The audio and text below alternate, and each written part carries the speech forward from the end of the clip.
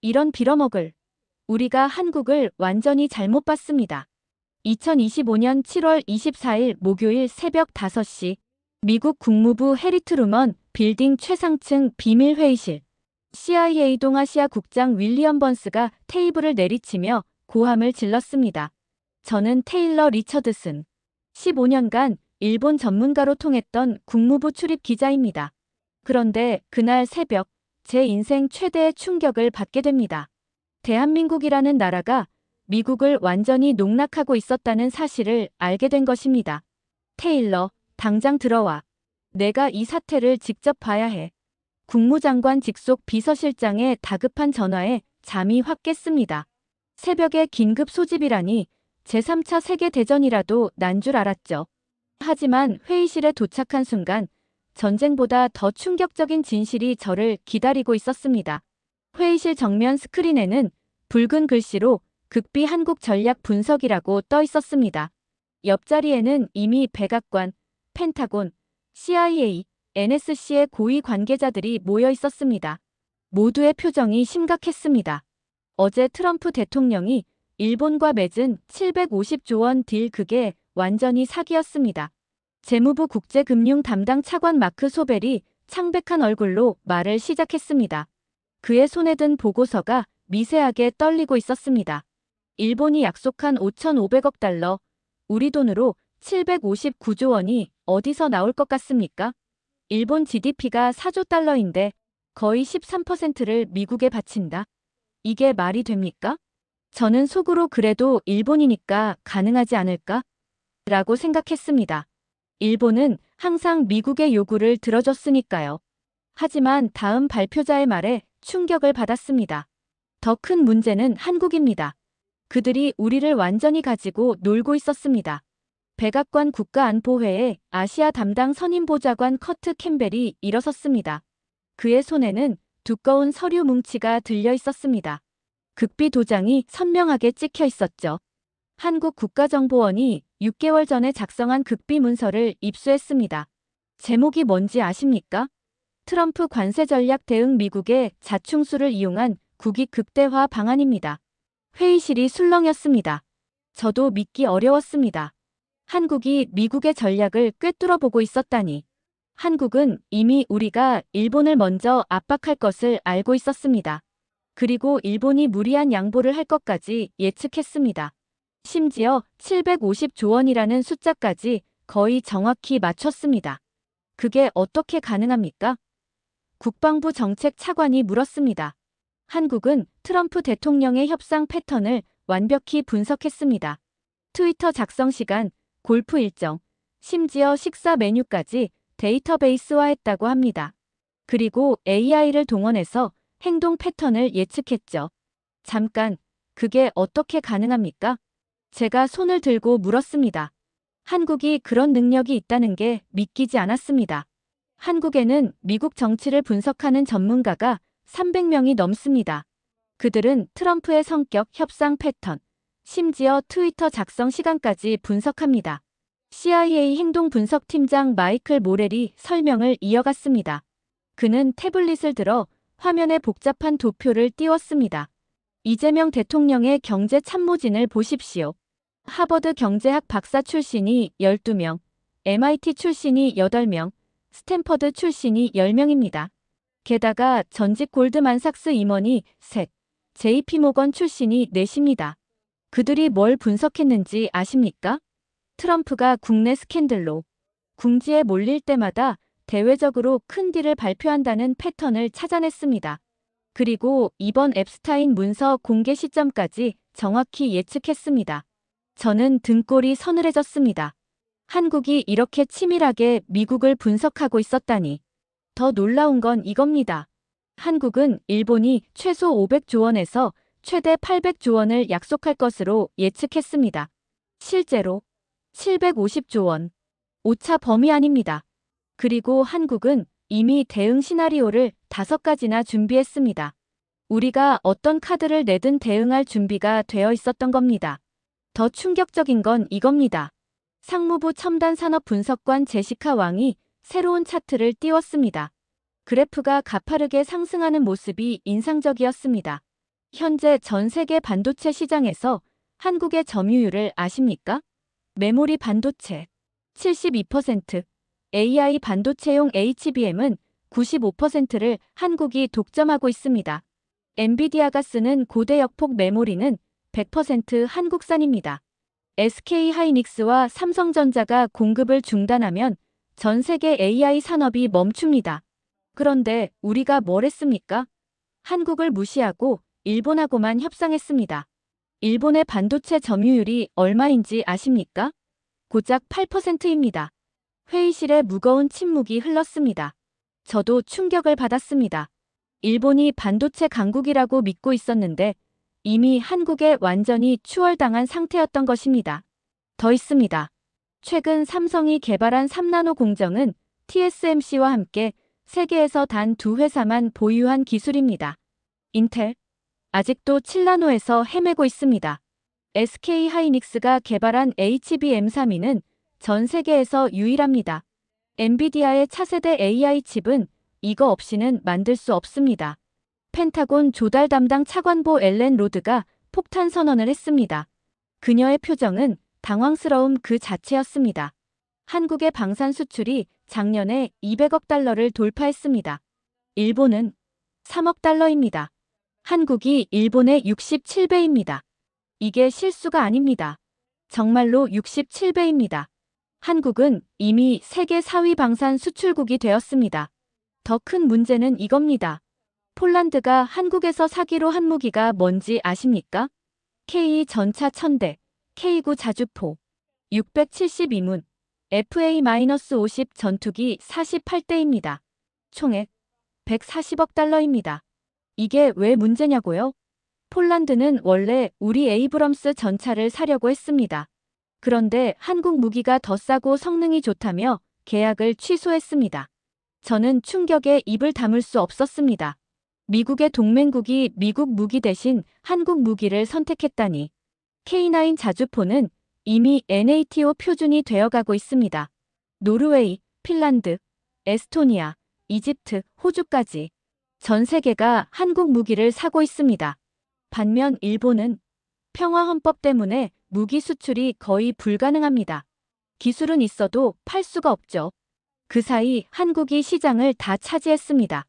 IMF 아시아 담당 수석 이코노미스트 올리비에 블랑샤르가 충격적인 통계를 발표했습니다. 그의 얼굴에는 당혹감이 가득했습니다.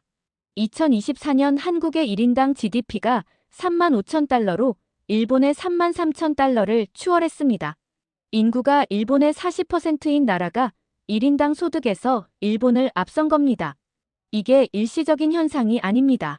한국은 계속 성장하고 있고 일본은 계속 정체되어 있습니다. 격차는 더 벌어질 겁니다. 더 놀라운 건 성장률입니다. 한국은 여전히 2에서 3% 성장하고 있습니다. 일본은 0.5%입니다. 30년째 제자리 걸음입니다. 한국의 GDP는 이미 2조 달러를 넘었습니다. 이대로 가면 2030년에는 일본 경제 규모의 70%까지 따라잡습니다. 구매력 평가 기준으로는 이미 한국이 일본의 80% 수준입니다. 인구가 2.5배 차이 나는데도 말입니다. 국무장관이 직접 입을 열었습니다. 목소리에는 분노가 섞여 있었습니다. 평소 침착하기로 유명한 그가 이렇게 감정을 드러내는 것은 처음이었습니다. 우리가 한국을 얼마나 무시했는지 아십니까? 작년 한미 정상회담 때 바이든 대통령이 이재명 대통령을 만나는 시간은 고작 45분이었습니다. 일본 총리는 이틀입니다. 그 결과가 뭡니까?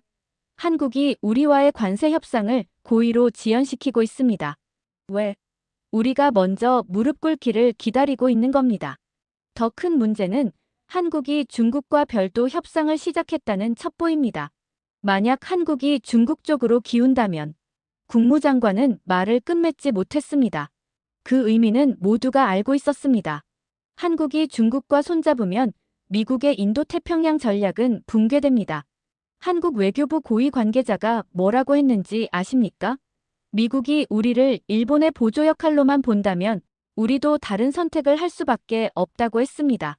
이게 엄포가 아닙니다. 한국은 정말로 중국과 반도체 협력을 논의하고 있습니다. 만약 한국의 반도체 기술이 중국으로 넘어간다면 에너지부 차관 캐서린 플레밍이 새로운 보고서를 펼쳤습니다. 그녀의 손이 미세하게 떨리고 있었습니다. 한국의 배터리 기술은 이미 우리를 추월했습니다. 전기차 배터리 시장의 45%를 한국이 차지합니다. 테슬라도 한국 배터리를 씁니다. 최근 LG에너지솔루션이 개발한 전고체 배터리는 충전 시간을 10분으로 단축했습니다. 이 기술을 미국에 이전하는 조건, 관세 면제입니다. 만약 한국이 배터리 공급을 중단하면 미국의 전기차 생산이 올스톱됩니다. 우리가 한국을 압박할 처지가 아닙니다. 오히려 한국이 우리를 압박할 수 있습니다. 더 있습니다. 한국은 이미 차세대 배터리 개발에 10조 원을 투자했습니다. 리튬 메탈 배터리, 리튬황 배터리 모두 한국이 앞서고 있습니다. 일본은 파나소닉이 한때 1위였지만 이제는 3위로 밀렸습니다. 도요타의 전고체 배터리 아직도 연구 단계입니다. 한국은 이미 양산 준비를 마쳤습니다. 국무부 공공외교 담당 차관보가 한숨을 쉬며 말했습니다. 그녀의 표정에는 체념이 묻어났습니다. 한류를 아십니까? 한국 문화가 전 세계를 지배하고 있습니다. BTS의 경제 효과만 연간 50억 달러입니다. 일본 문화 전체 수출액보다 많습니다. 넷플릭스 글로벌 1위가 한국 콘텐츠인 경우가 1년에 100일이 넘습니다. 오징어 게임, 킹덤, 그리고 최근에 더 글로리까지 미국 10대들이 한국어를 배우고 있습니다. UCLA의 한국어 수강생이 일본어 수강생의 3배입니다.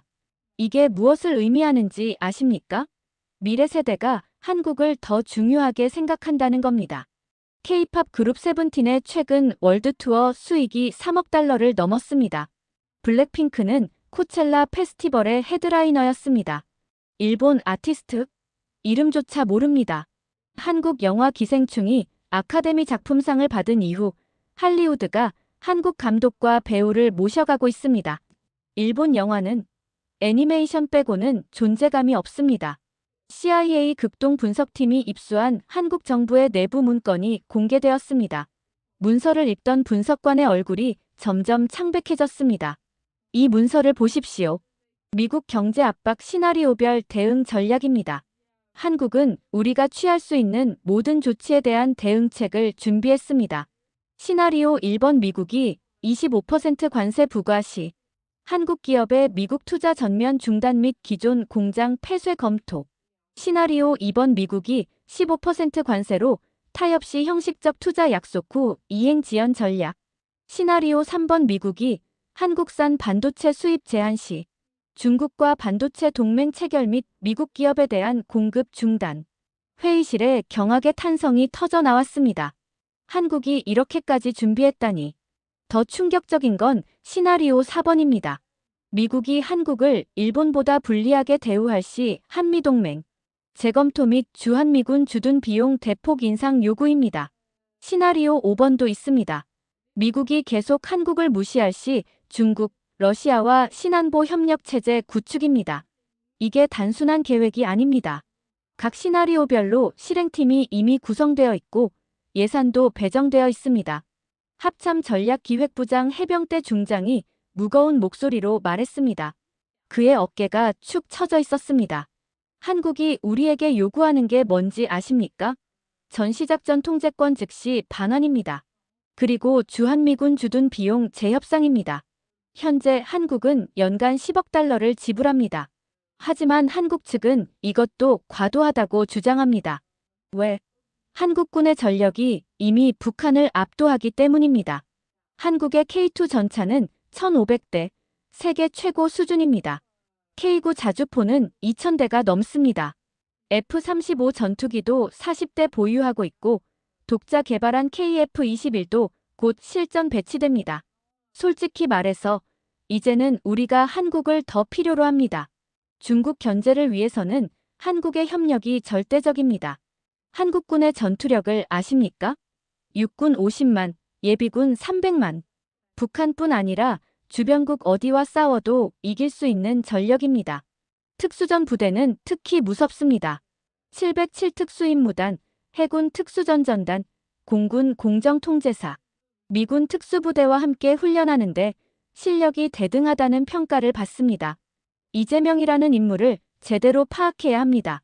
CIA 인물 분석팀장이 이재명 대통령의 프로필을 화면에 띄웠습니다. 사진 속 이재명의 눈빛이 예사롭지 않았습니다. 성남시장, 경기도지사를 거쳐 대통령이 된 인물입니다. 별명이 뭔지 아십니까? 미친 실용주의자입니다. 그는 이념보다 실리를 추구합니다. 미국이 한국에 도움이 되면 협력하고 그렇지 않으면 과감히 돌아섭니다. 중국과도 러시아와도 거래할 준비가 되어 있습니다. 가장 무서운 건 그의 지지율이 70%라는 겁니다. 한국 국민 대다수가 미국에 맞서는 것을 지지한다는 의미입니다. 이재명의 경제 철학을 아십니까? 기본소득과 신산업 육성입니다. 그는 한국을 복지국가이면서 동시에 첨단 산업 강국으로 만들려고 합니다. 그의 참모진도 무섭습니다. 청와대 경제수석은 전 세계은행 부총재 출신입니다. 안보수석은 전 NATO 사령부 근무 경력이 있습니다. 이들이 미국을 얼마나 잘 아는지 재무부 국제금융시장 분석관이 시뮬레이션 결과를 발표했습니다. 그의 얼굴은 잿빛이었습니다. 만약 한국이 미국 국채 매각을 시작하면 어떻게 될까요? 한국은 미국 국채를 1,200억 달러 보유하고 있습니다. 한국이 단계적으로 매각하면 금리가 최소 0.5% 상승합니다. 다른 나라들이 동조하면 1% 이상 상승 가능합니다. 더 큰 문제는 한국 기업들의 미국 투자 철회입니다. 삼성, LG, 현대차, SK. 이들이 투자한 금액이 총 2천억 달러가 넘습니다. 고용 인원 50만 명입니다. 이들이 철수하면 러스트벨트 지역에 다시 대량 실업 사태가 발생합니다. 정치적으로 감당할 수 있겠습니까? 구체적으로 보겠습니다. 삼성의 텍사스 반도체 공장은 2만 명을 고용합니다. 현대차의 조지아 공장은 8천 명입니다. SK의 켄터키 배터리 공장은 5천 명입니다. 이들이 모두 철수하면 트럼프가 약속한 일자리 창출은 물거품이 됩니다. 오히려 대량 실업이 발생합니다. 과학기술정책실장이 충격적인 보고를 했습니다. 그는 안경을 벗고 눈을 비볐습니다. 한국이 보유한 기술 중에 우리가 따라잡을 수 없는 게 여러 개 있습니다. 첫째, 초미세 반도체 공정. 삼성의 3나노 기술은 TSMC와 함께 세계 유의합니다. 인텔, 7나노에서 헤매고 있습니다. 둘째, OLED 디스플레이. 삼성과 LG가 세계 시장의 90%를 차지합니다. 아이폰 화면도 한국산입니다. 셋째, 조선업. LNG 운반선은 한국이 95% 독점입니다. 미국이 LNG를 수출하려면 한국 배가 필요합니다. 이런 기술들을 한국이 무기화하면 우리는 속수무책입니다. 더 무서운 건 한국의 R&D 투자입니다. GDP 대비 4.8%, 세계 2위입니다. 매년 1,000억 달러 이상을 연구개발에 쏟아붓습니다. 한국의 특허 출원도 무섭습니다. 인구 대비 세계 1위입니다. 특히 2차 전지, 반도체, 디스플레이 분야에서는 압도적입니다. 국방부 정책 차관보가 우려스러운 보고를 했습니다. 그의 목소리에는 걱정이 가득했습니다. 한국 내 반미 감정이 급속히 확산되고 있습니다. 특히 젊은 세대에서 두드러집니다. 최근 여론조사에서 미국을 가장 위협적인 국가로 꼽은 한국인이 32%였습니다. 중국은 28%입니다. 미국이 중국보다 더 위협적이라고 봅니다. 이유가 뭘까요? 불평등한 한미 관계, 일방적인 무역 압박, 그리고 무엇보다 일본 편들기입니다. 한국인들은 미국이 항상 일본 편이라고 생각합니다. 이런 상황에서 우리가 한국을 압박하면 한미동맹 자체가 흔들릴 수 있습니다. 더 심각한 건 한국 정치권입니다. 여야를 막론하고 반미 정서가 확산되고 있습니다. 미국은 동맹이 아니라 상전처럼 군다는 말이 공공연히 나옵니다.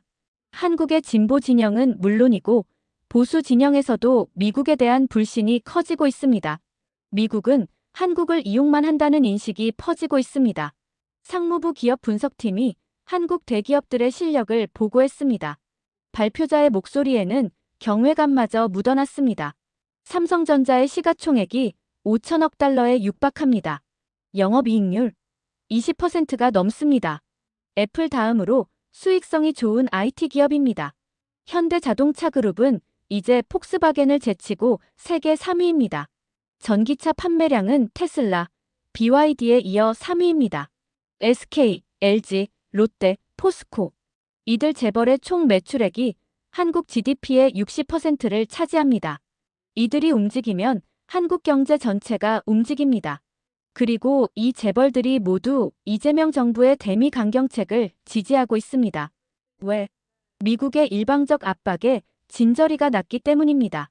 삼성의 이재용 회장이 최근 뭐라고 했는지 아십니까?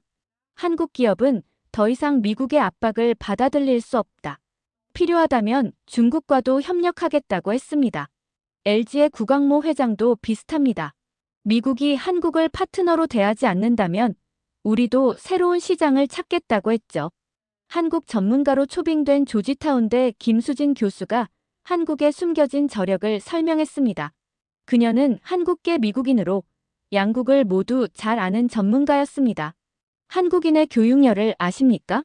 대학 진학률 80%, OECD 1위입니다. 박사 학위 소지자 비율도 인구 대비 세계 최고 수준입니다. 한국의 R&D 투자는 GDP 대비 4.8%로 세계 2위입니다. 1위는 이스라엘, 3위가 일본입니다. 미국은 3%입니다. 특허 출원 건수도 인구 대비 세계 1위입니다. 특히 반도체, 배터리, 디스플레이 분야에서는 압도적입니다. 이런 나라를 우리가 무시했습니다. 일본만 중요하다고 생각했죠. 그 결과가 지금 이 사태입니다. 한국인들의 근성을 아십니까? IMF 외환위기 때 금 모으기 운동을 했습니다. 국민들이 자발적으로 금을 내놓아 국가 부채를 갚았습니다. 이런 나라가 또 있습니까? 한국 전쟁 후 폐허에서 시작해서 70년 만에 선진국이 되었습니다. 1인당 GDP 67달러에서 35,000달러로. 이건 기적입니다. 국가정보국 중국 담당관이 긴급 보고를 했습니다. 그의 표정은 심각했습니다. 중국이 한국에 러브콜을 보내고 있습니다. 관세 면제, 기술 협력, 심지어 반도체 동맹까지 제안했습니다. 한국이 이를 받아들일까요? 평소라면 아닙니다. 하지만 지금은 다릅니다. 미국이 한국을 무시하고 압박하니 한국도 대안을 찾고 있습니다. 만약 한국이 중국과 손잡으면 반도체, 배터리, 디스플레이, 핵심 기술이 모두 중국으로 넘어갑니다. 미국의 대중국 기술 봉쇄 전략이 무너집니다. 시진핑이 이재명에게 직접 전화를 걸었다는 첩보도 있습니다. 무슨 대화를 나눴는지는 모르지만 심상치 않습니다. 중국은 한국에 파격적인 제안을 했습니다. 한국 기업의 중국 내 투자에 대해 완전한 기술 보호를 약속했습니다. 지적재산권 침해 걱정 없이 투자할 수 있다는 겁니다. 더 무서운 건 러시아입니다. 푸틴이 한국에 에너지 협력을 제안했습니다. 시베리아 가스를 한국에 직접 공급하겠다는 겁니다. 가격, 미국 LNG의 절반입니다. 일본 전문가인 저는 이제야 진실을 깨달았습니다. 15년간의 편견이 무너지는 순간이었습니다.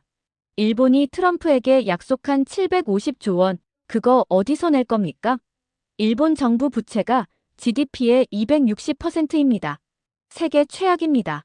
일본 경제는 30년째 정체입니다. 잃어버린 30년이라고 하죠. 반면 한국은 같은 기간 5배 성장했습니다. 소니, 파나소닉, 도시바. 한때 세계를 지배하던 일본 기업들이 다 어디 갔습니까? 삼성, LG에 밀려 사라졌습니다. 저는 15년간 일본이 아시아의 리더라고 믿었습니다. 하지만 이제 알겠습니다. 진짜 리더는 한국이었습니다. 일본의 인구는 감소하고 있습니다. 고령화는 세계 최악입니다. 반면 한국은 여전히 역동적입니다. 출산율은 낮지만 이민 정책으로 보완하고 있습니다. 일본 젊은이들이 뭘 하는지 아십니까? 히키코모리가 100만 명이 넘습니다. 방에 틀어박혀 나오지 않습니다. 한국 젊은이들은 세계를 무대로 뛰고 있습니다. 백악관 내부 소식통이 전한 트럼프 대통령의 반응은 충격적이었습니다. 대통령 집무실의 분위기는 험악했다고 합니다. 대통령이 경로했습니다. 한국 따위가 감히 우리를 무시해? 라고 소리쳤다고 합니다. 하지만 경제 참모들이 만류했습니다. 한국을 적으로 돌리면 중국이 가장 이익을 본다고요. 더 큰 문제는 의회입니다. 한국계 미국인이 200만 명이 넘습니다. 이들의 정치력이 만만치 않습니다. 특히 캘리포니아, 뉴욕, 뉴저지에서는 캐스팅 보트를 쥐고 있습니다. 공화당 의원들도 한국 압박에 반대합니다. 자기 지역구에 한국 기업 공장이 있으니까요. 트럼프의 측근들도 의견이 갈립니다. 강경파는 한국을 압박해야 한다고 하지만 현실파는 한국과 타협해야 한다고 주장합니다. 결정적으로 월가가 반대합니다. 한국 기업에 투자한 돈이 수조 달러입니다. 한국과의 관계가 악화되면 투자 손실이 막대합니다. 한국 정부 고위 소식통을 통해 입수한 이재명 대통령의 발언이 공개되었습니다. 청와대 국무회의에서의 발언이었습니다. 미국이 우리를 무시한다면 우리도 새로운 길을 찾을 것이다. 한국은 더 이상 미국의 들러리가 아니다. 우리는 세계 10위 경제 대국이다. 첨단 기술에서는 5손가락 안에 든다. 왜 우리가 일본보다 못한 대접을 받아야 하는가? 필요하다면 중국, 러시아와도 협력할 것이다. 미국만이 유일한 선택지는 아니다. 이 발언이 알려지자 워싱턴은 발칵 뒤집혔습니다. 이재명이 본심을 드러냈다. 는 강경파와 한국을 달래야 한다는 온건파가 충돌했습니다. 더 충격적인 건 한국 국민의 반응입니다.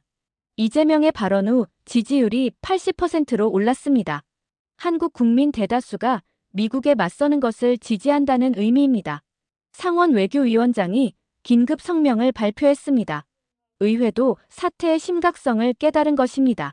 한국은 우리의 핵심 동맹국이다. 정부는 즉시 한국과의 관계 개선에 나서야 한다. 하원에서도 초당적으로 한국 지지 결의안이 나왔습니다. 한국 전쟁 이후 70년간 한국은 단 한 번도 우리를 배신하지 않았다. 베트남, 이라크, 아프가니스탄. 항상 우리와 함께했다. 이제 우리가 한국을 존중할 때다. 일본과 동등하게, 아니 그 이상으로 대우해야 한다. 정치권의 압박에 백악관도 입장을 바꾸기 시작했습니다. 의회 지도부가 대통령을 직접 찾아갔습니다. 한국을 잃으면 아시아를 잃는다고 경고했습니다. 특히 상원 군사위원장이 강하게 나왔습니다. 한국 없이는 중국을 견제할 수 없다. 일본, 평화헌법 때문에 군사적으로는 무용지물이다라고 했죠. 국무장관이 긴급 기자회견을 열었습니다. 미국 정부의 입장이 바뀌기 시작한 것입니다. 미국은 한국과의 관계를 최우선으로 생각한다. 조만간 고위급 회담을 열어 모든 현안을 논의할 것이다.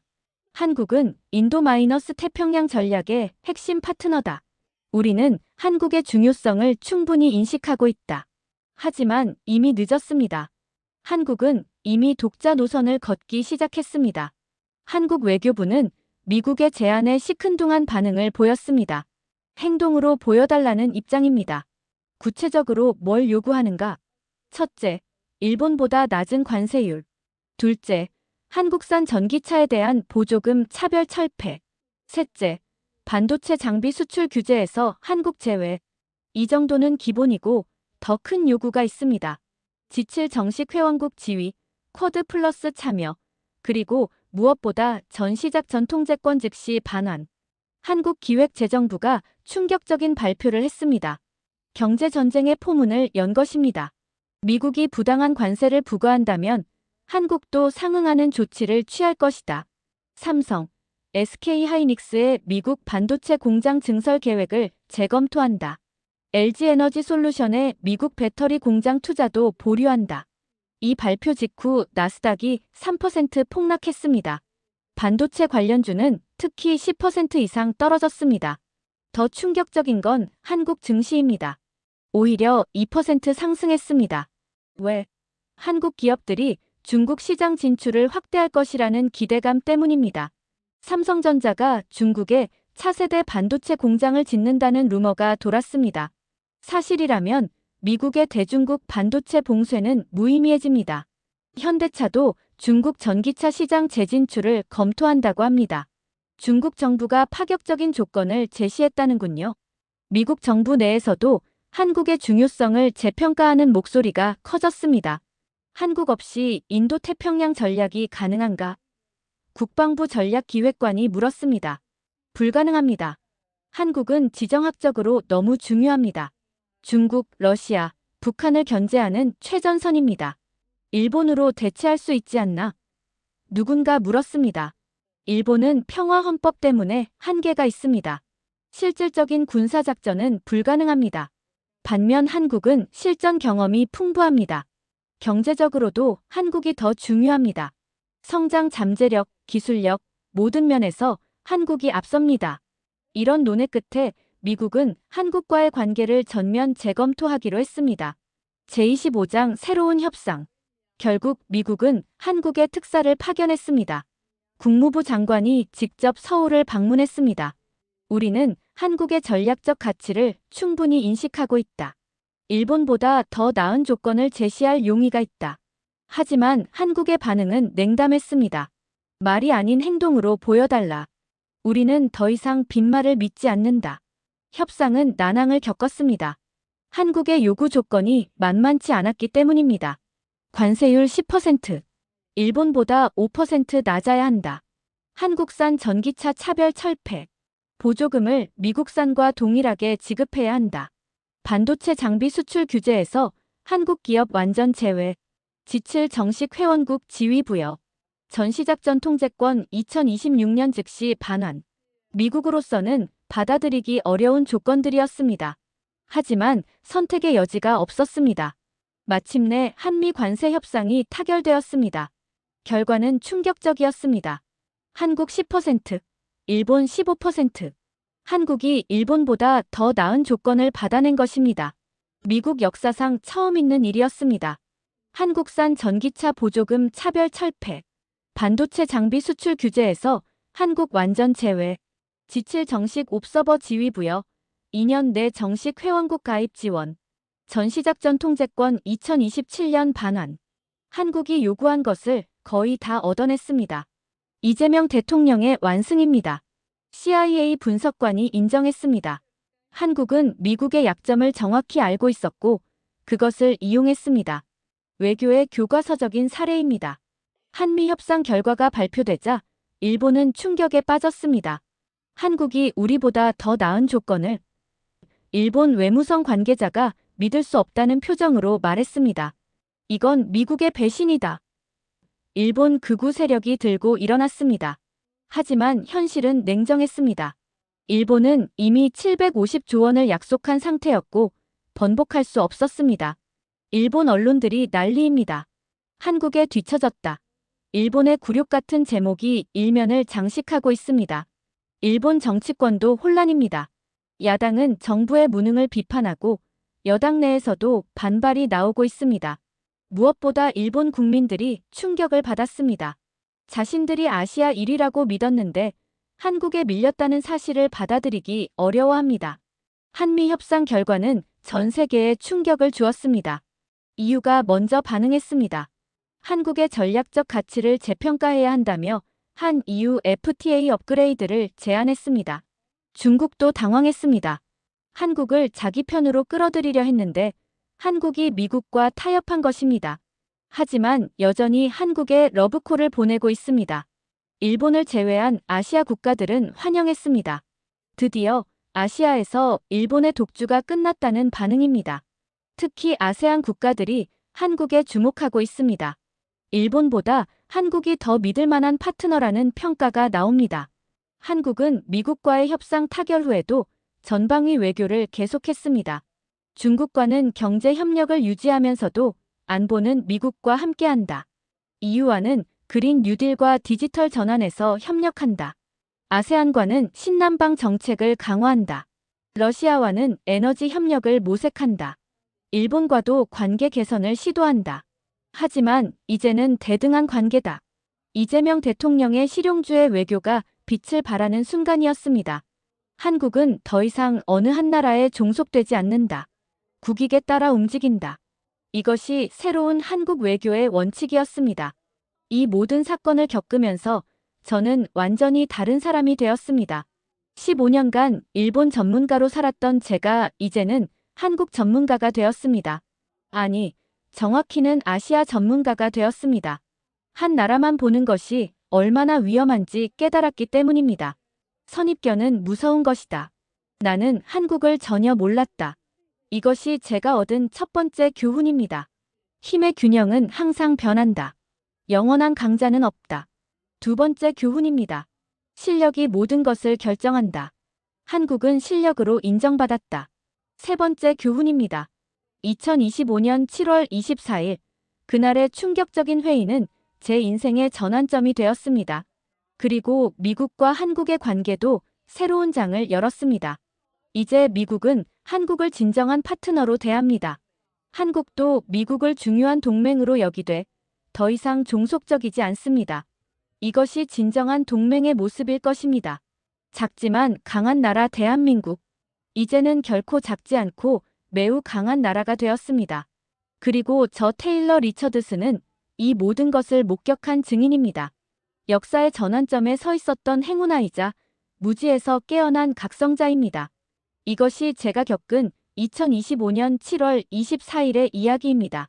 미국이 한국을 재발견한 날, 그리고 저 자신도 재발견한 날. 감사합니다.